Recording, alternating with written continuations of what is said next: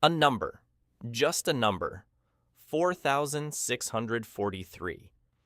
That's how many days it took for Argentina's middle class to go from comfortable to financially erased. Not bombed, not robbed at gunpoint, not even looted in any visible, dramatic way. Just administratively processed out of their savings.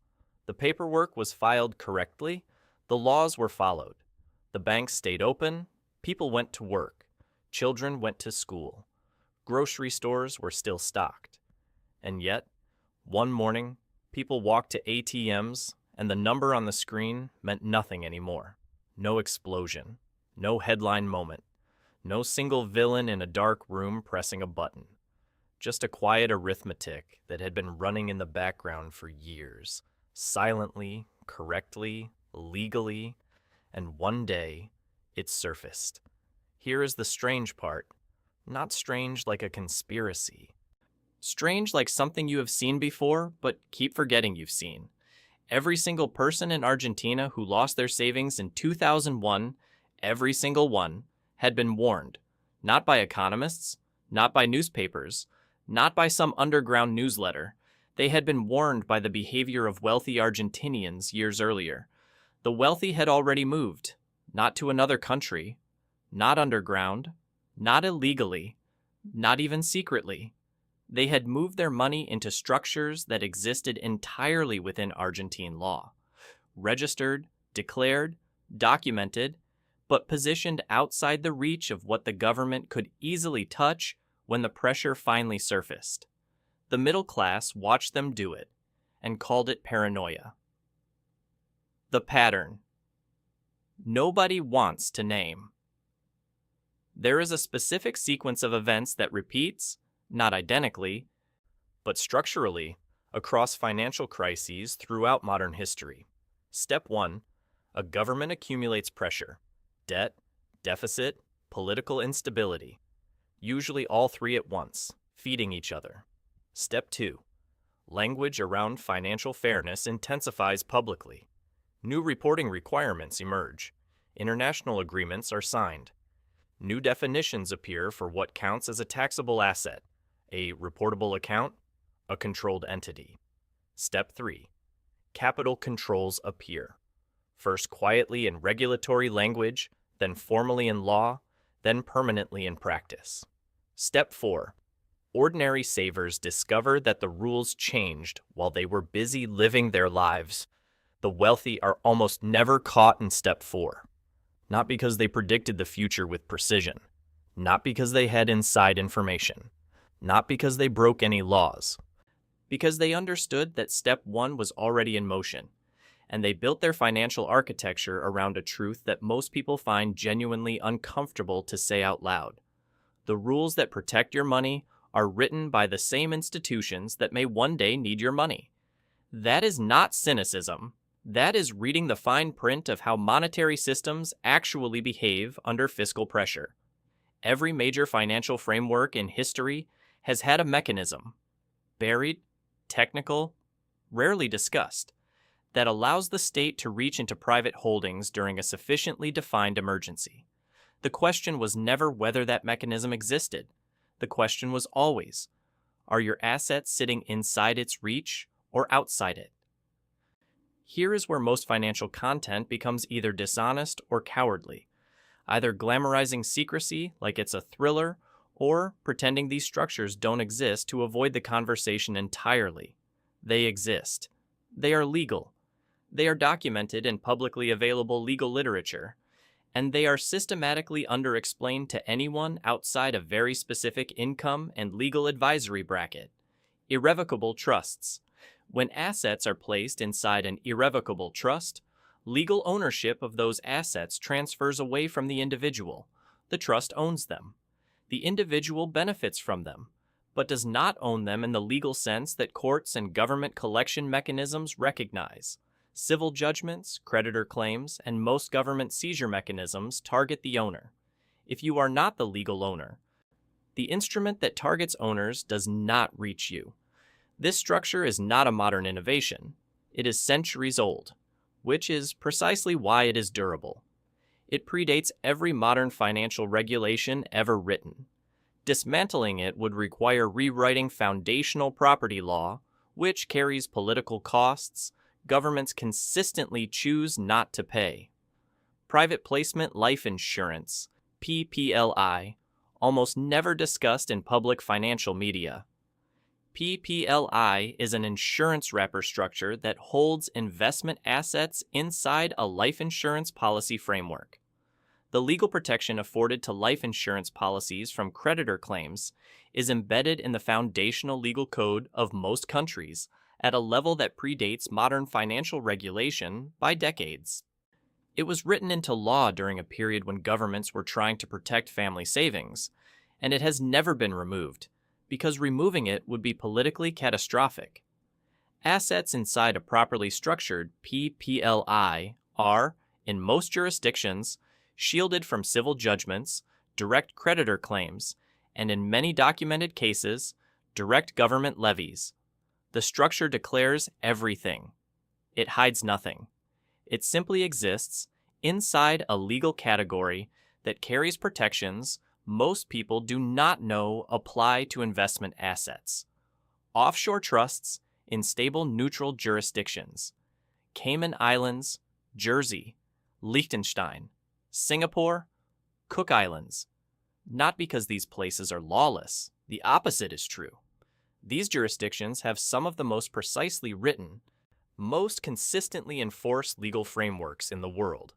Frameworks specifically designed to separate asset ownership from asset benefit in ways that most national legal systems, particularly those under fiscal pressure, cannot easily pierce through normal collection channels. Assets in these structures are declared. Ownership is registered. The paperwork is correct and filed. What makes these structures protective is not secrecy. It is jurisdictional friction.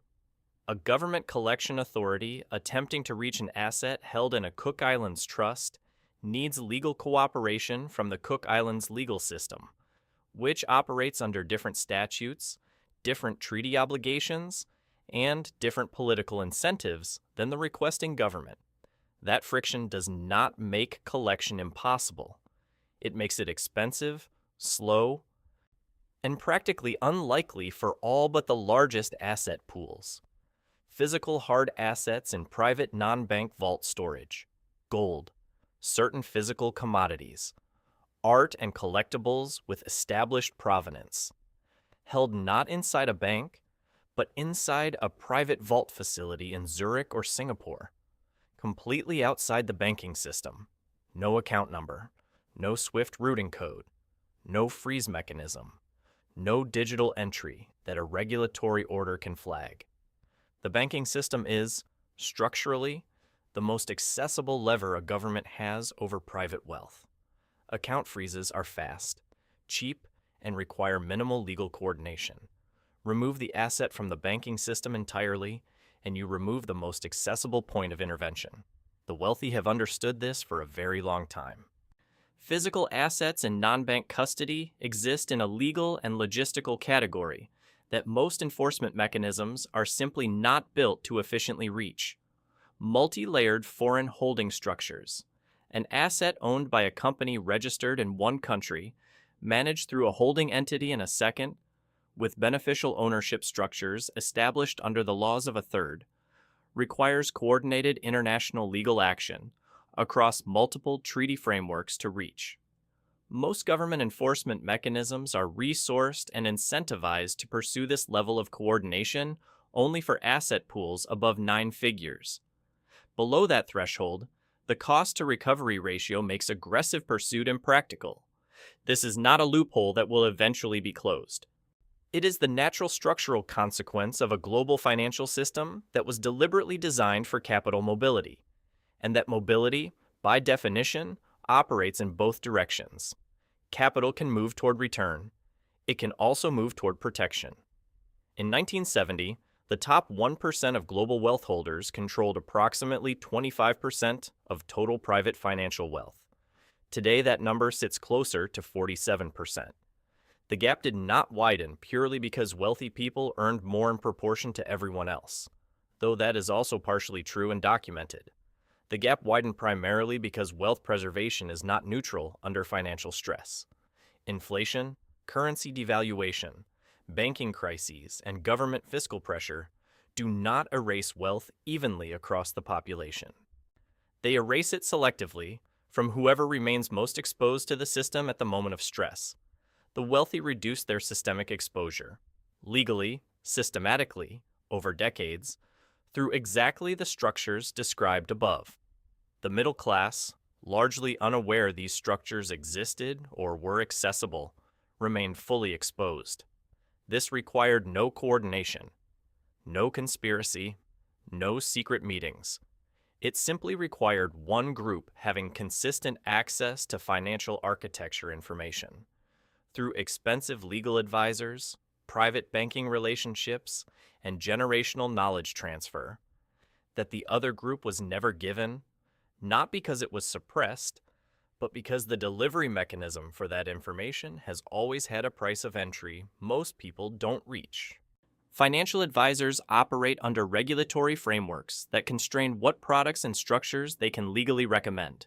Their compliance requirements push them toward instruments inside the standard banking and investment system, because those are the products their licensing covers without liability exposure. The structures used by the wealthy don't live in that category. They require trust attorneys, international tax law specialists, and offshore structuring experts. That advice is expensive. The asset minimums required to make these structures cost-effective are real, so the information doesn't reach ordinary savers, not through suppression, but through structural inaccessibility. That barrier is softening. It has not yet fallen. Step back far enough and what becomes visible is a slow, multi-decade transition in the relationship between wealth and geography. For most of the 20th century, money was where you were. Capital controls, national currencies, and closed banking infrastructure meant that private wealth was physically and legally anchored inside national borders. Governments controlled the entire architecture. That system is dissolving, not because any single government decided to allow it, but because the combination of technology, global legal frameworks, and the practical reality of cross-border capital movement has made total containment structurally impossible to maintain. The wealthy adapted to this transition early. They built structures using the new reality as architecture, the global, mobile, legally layered reality, treating it as a feature of their financial design rather than an obstacle or an exception. A large portion of the general population is still operating on a financial mental model that was accurate in 1978. The map changed underneath everyone. Most people haven't looked at the map recently. My grandfather's tin box behind the kitchen brick. That was his version of the map. Clumsy, physical, local, not particularly effective by modern standards. But the instinct that produced it was correct and has never stopped being correct. Where money lives determines whether it survives what comes. He didn't know what was coming. He wasn't sophisticated about finance. He had simply lived through enough to understand that the system he was inside had limits, and that he wanted something, anything, positioned outside those limits before those limits revealed themselves. Every generation has to learn this, usually after the window has already closed. The structures exist. The information is documented. The legal architecture is intact and accessible.